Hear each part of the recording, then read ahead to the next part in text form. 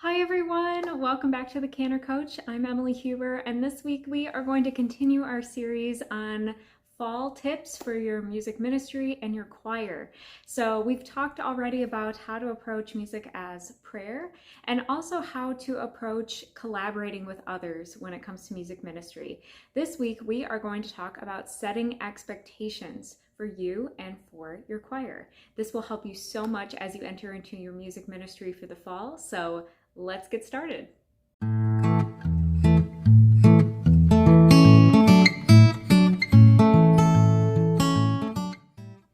Okay, so why are expectations important? Expectations are important because they not only hold us accountable, so us as singers, if you're a music director, it holds your entire choir accountable, but it also holds you accountable for having beautiful music, which is why we're all there in the first place. So these expectations can range anywhere from etiquette in the choir room to the way that we sing the music, to dynamics, to the specific technique of the music.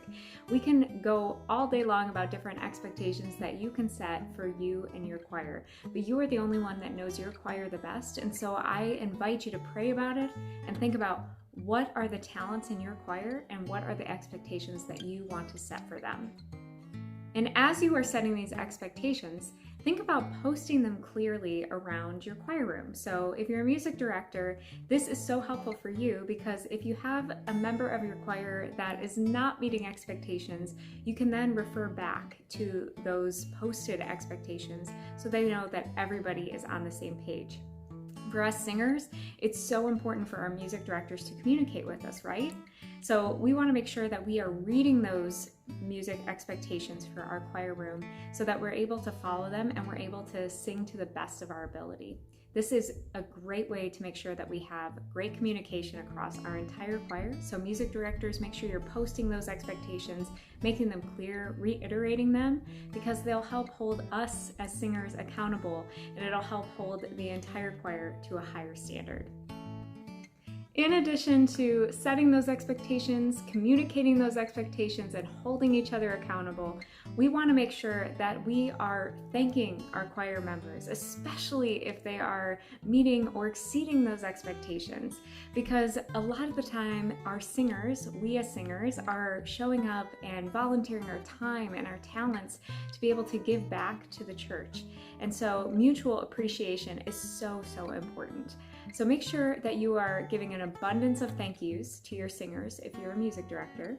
And singers, I want to challenge you to make sure you're giving an abundance of thank yous to your music director because they are working so hard both with you during rehearsal but also behind the scenes to make sure that you guys have excellent music on Sunday.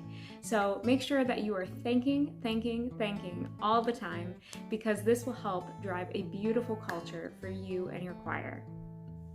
The next expectation I want to challenge you all to set for you and your music ministry this fall is to make sure that you don't skip your warm-ups. It is so easy to feel so crunched for time when we are in those rehearsals, but we want to make sure that our voices are singing to the best of their ability.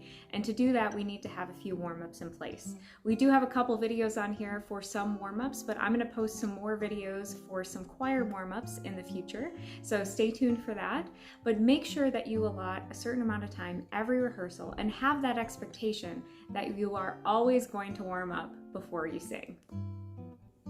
Another expectation that you'll want to set as a music director, but also as singers, we want to set these expectations for ourselves as we are singing this beautiful music for Sunday, is we want to make sure that we are setting expectations of great musicianship.